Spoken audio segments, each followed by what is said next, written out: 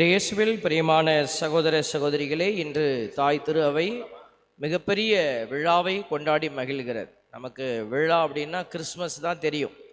Christmas, new year இதெல்லாம் நம்மளுக்கு ஒரு உணர்வு பூர்வமாக இருக்கிறதுனால அந்த விழாக்களெல்லாம் நம்ம தெரிஞ்சு வச்சுருக்கிறோம், கொண்டாடி கொண்டு இருக்கிறோம். கொஞ்சம் இன்னும் ஆழமாக போனோம்னா ஈஸ்டர், அதையும் ஒரு கொண்டாட்டமாக நம்ம என்ன செய்கிறோம், கொண்டாடுறோம். ஆனால் கிறிஸ்மஸ் கொண்டாடுற மாதிரி நம்ம ஈஸ்டர் கொண்டாடுறது இல்லை. ஆனால் ஈஸ்டர் தான் ரொம்ப மிக முக்கியமான விழா அப்படின்னு சொல்கிறோம். அப்படி திருச்சபையில் நம்முடைய கிறிஸ்தவ வாழ்வுக்கு அடையாளம் கொடுக்குற சில விழாக்கள் உண்டு, நிறைய விழா உண்டு. நம்மளோட வழிபாட்டு காலத்தை எடுத்து பார்த்திங்கன்னா நிறைய விழாக்கள் இருக்குது. அதில் இந்த பெருவிழா அப்படின்னு சொல்லி போட்டிருக்கோம். பெருவிழா, அந்த பெருவிழான்னு சொல்கிறது ஒரு ஹையஸ்ட் லெவல். அப்படி பார்க்கிற போது அந்த விழாக்கள் தான் நம்முடைய வாழ்வினுடைய அடையாளத்தை, கிறிஸ்தவ வாழ்வுக்கான அடையாளத்தை தருகிற. அதில் இந்த தூய் ஆவியாருடைய பெருவிழா ஒரு முக்கியமான ஒரு விழா. பெந்தகோஸ்து பெருநாளின் போது சீடர்கள் மீது ஆவியானவர் இறங்கி வந்தார். அன்னை மரியாள் அங்கே இருக்கிறாங்க, எல்லாரும் ஜெபிக்கிற போது இது நடந்தது. அதை தான் பெந்தகோஸ்து அனுபவம் அப்படின்னு சொல்கிறாங்க. அதற்கு பிறகு தான் அவங்க என்ன செய்தாங்க, தங்களுடைய பணிகளை நோக்கி கடந்து செல்கிறாங்க. அதனால தான் நம்ம சொல்கிறோம், அன்றைக்கி தான் திருச்சபை ஆரம்பமான நாள். அன்றைக்கி தான் அவர்கள் ஒன்று கூடி ஒருமனப்பட்டு செயல்பட ஆரம்பித்த ஒரு நாள். தூய் ஆவி அன்றைக்கி தான் இனாகுரேஷன், அவர்களை தொட்டு அவர்கள் மீது இறங்கி அவர்களுக்கு இந்த வல்லமையை கொடுக்குறாங்க அப்படின்னு சொல்லி நம்ம உணர்ந்து கொள்ள முடிகிறது. இதை நீங்கள் அடிக்கடி கேட்டிருப்பீங்க. இப்பயும் நாங்கள் உங்களுக்கு அதை சொல்லிக் கொடுக்குறோம். நாளைக்கு இதெல்லாம் நீங்கள் தெரியலன்னு சொல்லக்கூடாது. தூய் ஆவி பெருவிழானா என்ன அப்படின்னு நம்ம சும்மா அது ஏதோ கொண்டாடுவாங்க அப்படின்னு நம்ம பொதுவாக நம்ம சொன்னோன்னா அது ஒரு கிறிஸ்தவராக இருந்தும் நம்ம அறிவற்றவராக இருக்கிறோம் அப்படின்னு அர்த்தமாயிடும். அதனால் இந்த விழாக்களை எல்லாம் நம்ம தெரிந்து கொள்ள வேண்டும். இப்போ ஒரு சில கேள்விகளை நம்ம கேட்போம். இப்போ நம்மக்கிட்ட 3 ஆல்டர் பாய்ஸ் இருக்கிறாங்க. ஆல்டர் பாய்ஸ், கேர்ள்ஸ், வாங்க மேலே வாங்க, முன்னாடி வாங்க, என் பக்கத்தில் வாங்க. அவங்களையும் நம்ம அப்பப்போ கனப்படுத்த வேண்டியிருக்கு. அவங்களுக்கும் கொஞ்சம் இம்பார்ட்டன்ஸ்லாம் கொடுக்கணும்ல. இன்னும் காணோம், ஓடிட்டாங்களா? வாங்க, இப்படி நில்லுங்க, வரிசையாக நில்லுங்க. இங்கே வாங்க, இங்கே வா, என்னை பார்த்து நில்லு. என்னை பார்த்து அப்படி நேரம் நில்லுங்க.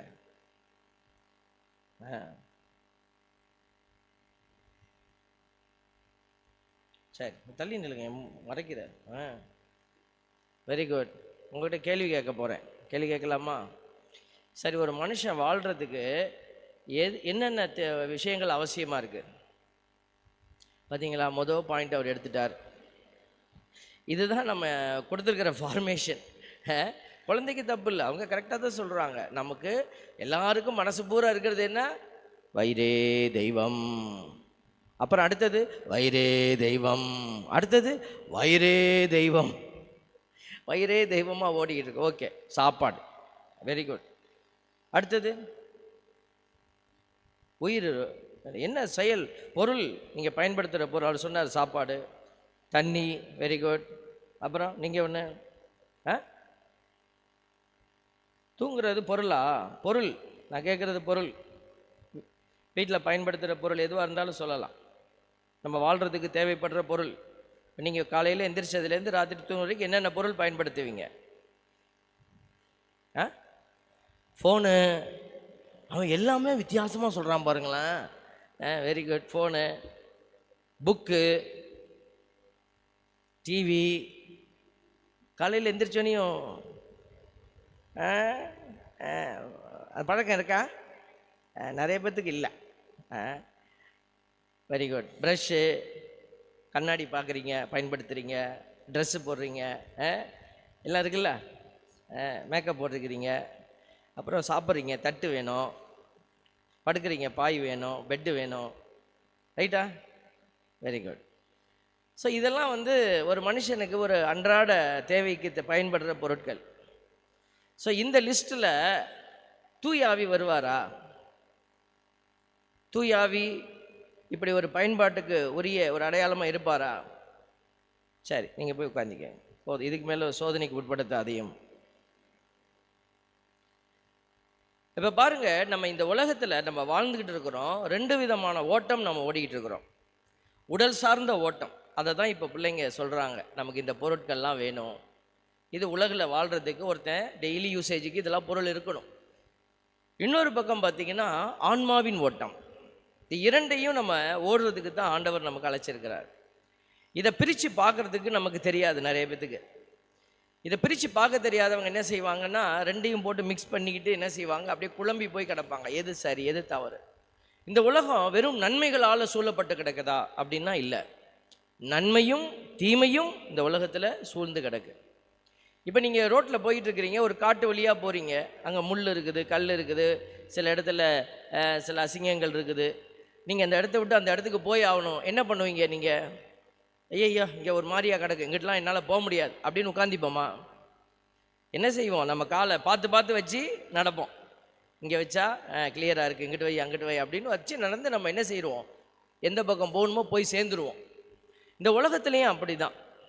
நம்ம ஒரு வாழ்க்கையில் நம்ம வாழ்ந்துக்கிட்டு இருக்கிறோன்னா, இங்கே எல்லாமே கடவுள் நமக்கு எல்லாமே நன்மையாக வச்சு நீங்கள் போங்க அப்படி சொல்ல மாட்டார். அப்போ தீமைகளும் நிறைந்து கிடக்குது. தீயவர்கள் நம்மளை சுற்றி நிற்கிறாங்க. நம்ம நினச்சிக்கிட்டு இருக்கோம் எங்கேருந்தோ பிசாசு வருது. இல்லை இல்லை, தீமையினுடைய பிசாசினுடைய கைக்கூலிகளாக யார் செயல்படுறாங்க? மனுஷங்க தான் செயல்படுறாங்க. மனுஷங்க எங்கேருந்து நம்மளுக்கு எதிராக நிற்பாங்க? சூழ்நிலைகளை பயன்படுத்திப்பாங்க. பிசாசு வந்து சொல்லிக் கொடுக்கும். அப்போது தீமையினுடைய ஆதிக்கம் நிறைந்திருக்கிற ஒரு உலகத்தில் தான் இயேசுசாமி நீ எப்படி நீந்தி போகணும்னு கற்றுக் கொடுத்துருக்கிறாரு. நம்ம கத்தோலிக்க திருச்சபையில் நிறைய புனிதர்களை வச்சுருக்கிறோம். அவங்களாம் யார்? நம்மளை மாதிரி வாழ்ந்தவங்க. இயேசுவும் நம்மளை மாதிரி தான் இருந்தார். ஆனால் நம்ம அவர் இயேசுவை கடவுள்னு பார்த்துட்டோம், அவரை ஓரமாக வச்சுருவோமே. அடுத்து மாதாம்மா, சூசேப்பரு, இந்த புனிதர்களுடைய லிஸ்ட் எடுத்து பார்த்திங்கன்னா இவங்களும் இந்த மாதிரி இருக்கிற ஒரு உலகத்தில் தான் நான் சொல்கிறது போல் எங்கே காலை வைக்கணுமோ அங்கே வச்சு வச்சு வச்சு வச்சு போய் போய் போய் ஜெயித்தவங்க. இன்றைக்கி அப்படி நம்ம நடந்து போகிறதுக்கு இப்படி உலகம் மெஸ்ஸப் ஆகி கிடக்குது பாருங்கள். நன்மையும் தீமையும் பிணைஞ்சு கிடக்குது. இதில் எது சரி எது தப்புன்னு தெரியல. அதை தெரிந்து கொள்வதற்கு ஒரு சக்தி வேணும்.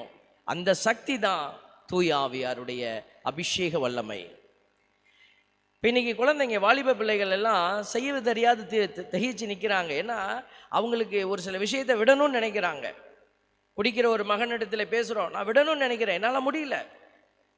குடும்பத்தில் தாய் தந்தையர்கள் நான் பிள்ளைகளுக்கு நல்லதே செய்யணும் அப்படின்னு நினச்சி தீமை செய்கிறாங்க. நல்லது தான் செய்கிறேன்னு நினச்சி கொடுக்குறாங்க, ஆனால் அது தீமையாக மாறுது. இப்போது இதனுடைய ஆழம் எங்கே இருக்குது?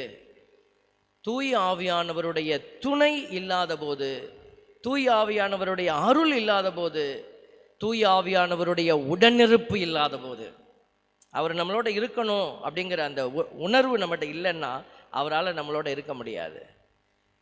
தூய ஆவி நம்மக்கிட்ட எப்போ இருப்பார், எப்படி இருப்பார்? அதுதான் பைபிளில் நிறைய விளக்கங்கள், நிறைய விஷயம் இருக்குது. அதெல்லாம் நான் பேசினா ரொம்ப நேரம் ஆகிடும். பாருங்கள், ஆரம்பிச்சோன்னே 5 நிமிஷம் ஆகி போச்சு, 10 நிமிஷம் ஆயிடுச்சு. உடனே நான் பிரசங்கத்தை முடிக்கணும். அப்போ தான் பூசை டயத்துக்கு முடிக்க முடியும். அப்போ தான் நீங்களும் மகிழ்ச்சியாக போவீங்க. இல்லைன்னாக்க இந்த ஆள் வந்தாலே இழுத்து போடுறான்டா அப்படின்னு திட்டிக்கிட்டே போவாங்க. திட்டுறவங்கெல்லாம் சேர்ந்து சொல்லுங்கள், பிரைஸ் தி லார்ட். பரவாயில்ல, நிறைய பேர் சுதாரிச்சுக்கிறீங்க. அப்போ இந்த தூய ஆவியார் முதல்ல எனக்கு வேணும்னு நம்ம நினைக்கணும். உணர்வில் நம்ம உணரணும். அதைத்தான் இப்போ முன்னாடி தூய ஆவி தூய ஆவி தூய ஆவின்னு சொன்னாங்க. அப்படின்னா பொருள் மாதிரி, இந்த பயன்படுத்துகிற பொருள் மாதிரி தூய ஆவி வேணும்னா பயன்படுத்துவோம். இப்போ காலையில் ப்ரஷ் நம்ம விளக்கணும். இப்போ போய் 10 மணிக்கு போய் ப்ரஷ் இருக்கான்னு எடுத்து பார்ப்பீங்களா? 12 மணிக்கு ப்ரஷ் இருக்கான்னு பார்ப்பீங்களா? இல்லை, இனிமேல் எப்போ தான் பார்ப்பீங்க? நாளைக்கு காலையில் ப்ரஷ்ஷை பார்ப்பீங்க. அப்போ அது பொருள், அந்த நேரம் தான் அதை பயன்படுத்துவோம், அதுக்கப்புறம் அதை பயன்படுத்துறது இல்லை. அந்த மாதிரி இது ஒரு பொருள் அல்ல தூய ஆவியார்.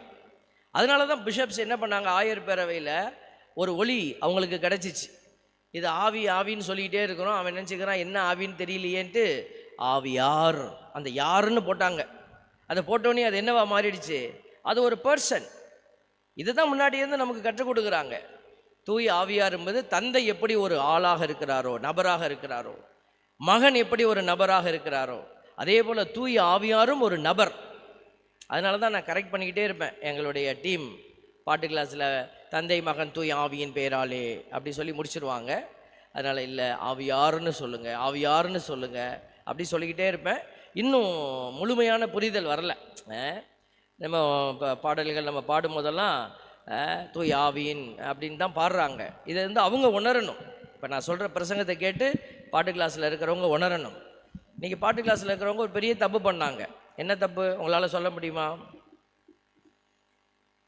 என்ன தப்பு பண்ணியிருப்பாங்க? நல்லா தானே பாடினாங்க. எப்போதுமே நற்செய்திக்கு முன் வாழ்த்தொலின்னு ஒன்று இருக்குது. அது நம்ம இஷ்டத்துக்கு எங்கே பாடலான்னா, அது என்னன்னு தெரியாத ஒரு இடத்துல பூசை வச்சுக்கிட்டு இருக்கோன்னு வச்சுக்கோங்களேன், அங்கே பாடலாம். இப்போ இன்றைக்கி ஒரு பெருவிழாவில் நற்செய்திக்கு முன் வாழ்த்தொலின்னு ஒன்று இருக்குது. அதில் ஒரு முக்கியமான வார்த்தைகள் வருது. அதனால தான் அது எழுதி வச்சுருக்கிறாங்க. அதை மிஸ் பண்ணக்கூடாது. இந்த மாதிரி ஒரு பசிலிக்கா ஆலயத்தில், இந்த மாதிரி ஒரு சண்டே மாஸில் அதை நம்ம மிஸ் பண்ணவே கூடாது. அதனால் அவங்களுக்கு ஒரு பனிஷ்மெண்ட் கொடுப்போம். இப்போ திருப்பி அதை பாட போகிறாங்க. நற்செய்திக்கு முன் வாழ்த்தொலி என்னன்னு தெரியலையா? அல்லேலூயாவெல்லாம் பாட வேண்டாம். நீங்கள் அதை நற்செய்திக்கு முன் வாழ்த்தொலியை மட்டும் பாடுங்க பார்ப்போம். அவங்க என்ன பாடினாங்க? அல்லேலூயா அல்லேலூயா, மகிழ்ச்சியோட பாடுவோம், சந்தோஷமா பாடுவோம் சொல்லி முடிச்சுட்டாங்க. இங்க இருக்கிற வார்த்தைகள் வரணும் பாருங்களேன்.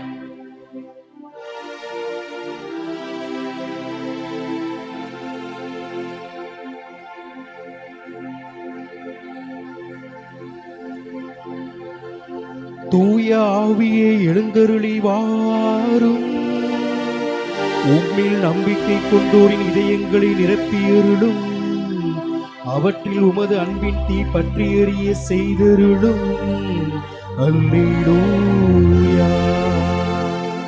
Price the Lord.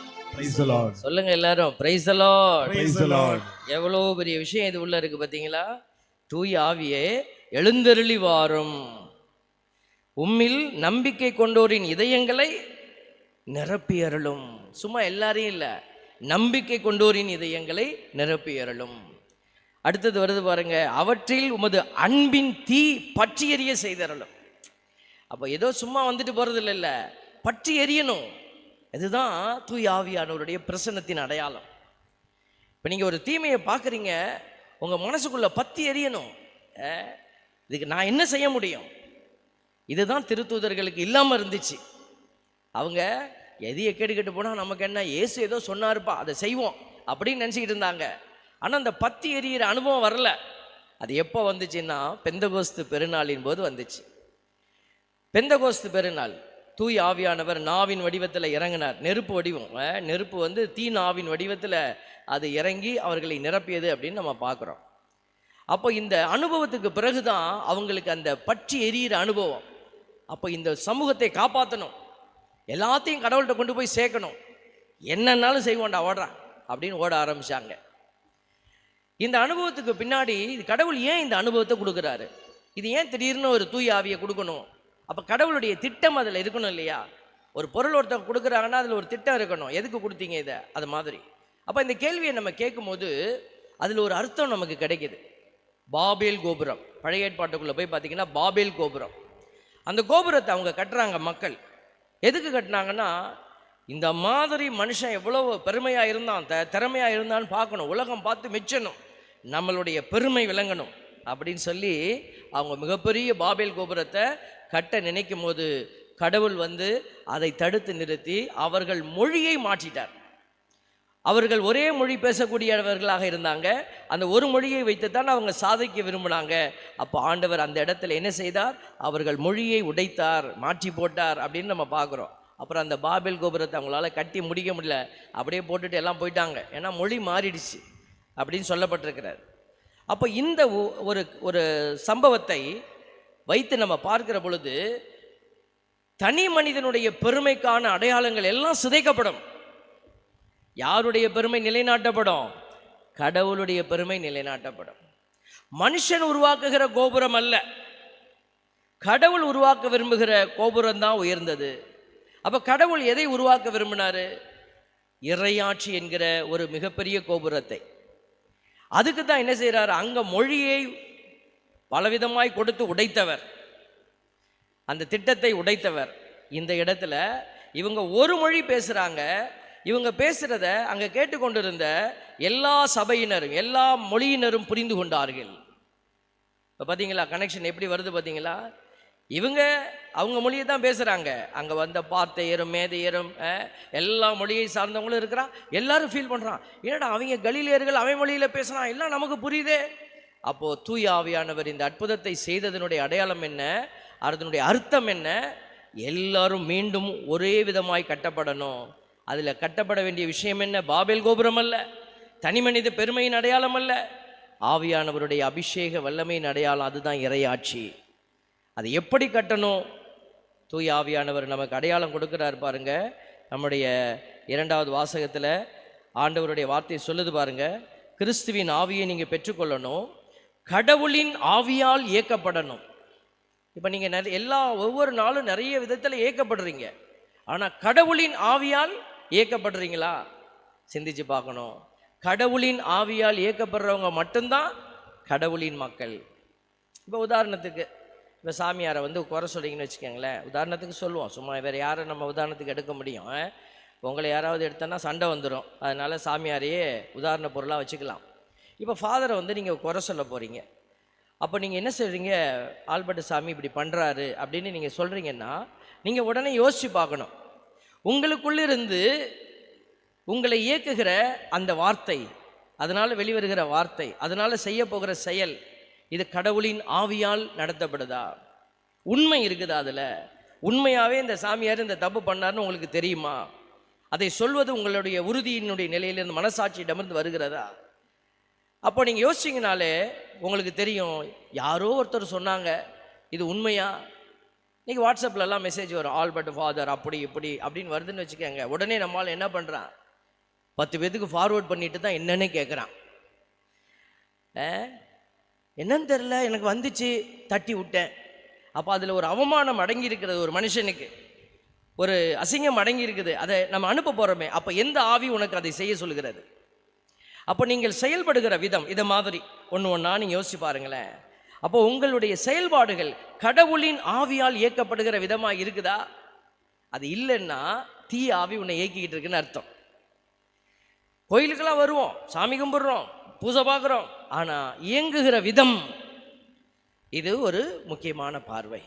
2வது ஒரு விஷயத்தை சொல்லி நம்ம நிறைவு செய்கிறோம். கிறிஸ்துவின் பங்காளிகளாக நீங்கள் இருக்கிறீங்க, கடவுளிடமிருந்து உரிமை பேறு பெறுபவர்கள். உரிமை பேருன்னா அவர் போட்டிருக்கிற பத்திரத்தில் உனக்கு உரிமை உண்டு, அவர் வாக்களித்த விண்ணகத்தில் உனக்கு உரிமை உண்டு. அந்த உரிமையை எப்படி பெற முடியும்? இப்போ அப்பா அம்மா மேலே உரிமை இருக்குது பிள்ளைகளுக்கு. பிள்ளைங்கள் என்ன பண்ணுறாங்க? போய் கோர்ட்டில் கேஸ் போட்டு அந்த உரிமையை நிலைநாட்டுறாங்க சில நேரத்தில். ஆனால் இங்கே ஆண்டவர்கிட்ட போய் நீ கேஸ்லாம் போட முடியாது. விண்ணகத்தை கொடுங்க, நான் டெய்லி பூசிக்கு வந்தேன், கேட்க முடியாது.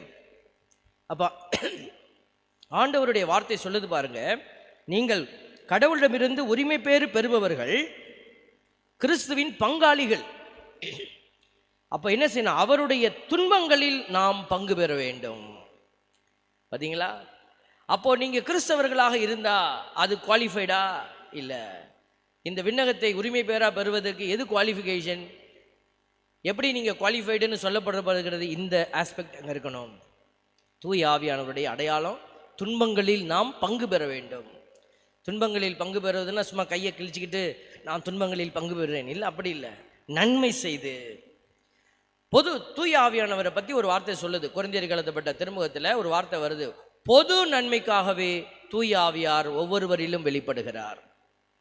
இப்போ பிள்ளைங்க சொன்னாங்க, பொருட்கள் இதெல்லாம் உங்களுக்குன்னு இருக்கிற பொருட்கள், அதெல்லாம் உங்களுடைய பயன்பாட்டுக்கு இருக்குது. ஆனால் இந்த தூய ஆவி உங்ககிட்ட இருக்கிறாருன்னா அது உங்களுக்கான பயன்பாட்டுக்கான அடையாளம் அல்ல. அவர் உன் கண்ணை திறந்து அங்கே பாரு இங்கே பாருன்னு சொல்லுவார். அடுத்தவர்களுக்குரிய துன்பத்தை உன்கிட்ட காட்டுவார், நீங்கள் ஓடி போய் அங்கே வேலை செய்யணும். அதுதான் தூய ஆவியினுடைய அடையாளம், பொது நன்மைக்காகவே. அப்போ நீங்கள் யோசிச்சு பாருங்க, உங்ககிட்ட ஒரு பொது நன்மைக்கான அடையாளம் இருக்குதா? இப்போ இது ஒரு கோயில், ஒரு பொது இடம் பாருங்களேன். இங்கே உங்களுக்கு ஏதாவது நன்மை செய்யணும்னு என்னைக்காவது மனசு வந்திருக்குதா? இந்த கதவு பூட்டாமல் இருந்ததுன்னா சரி பூட்டிட்டு போவோம், அழுக்காக இருக்குது தொடச்சிட்டு போவோம். சும்மா உதாரணத்துக்கு கேட்குறேன், சின்ன சின்ன. இல்லை சமூகம் அசிங்கமாக கிடக்கு, நம்ம ஏதாவது செய்யலாம். பக்கத்து வீட்டில் அந்த தெருவில் ஒரு பாட்டி யாருமே பார்க்காம ஒரு சின்ன குடிசையில் கிடக்குறாங்க, நீங்கள் பார்த்துட்டு போகிறீங்க வரீங்க, அது ஒரு பொது நன்மை. அந்த மகள் யார், அந்த தாய் யார், கைவிடப்பட்டவ கிடக்கிறாளே, சரி நம்ம என்ன பண்ணலாம்? ஒரு உணர்வு நம்மகிட்ட வந்திருக்குதா? கண்டிப்பாக நீங்கள் ஏதாவது செய்துக்கிட்டு தான் இருப்பீங்க. அதை செய்துட்டு இருந்தீங்கன்னா இன்னும் நிறைய செய்யுங்க.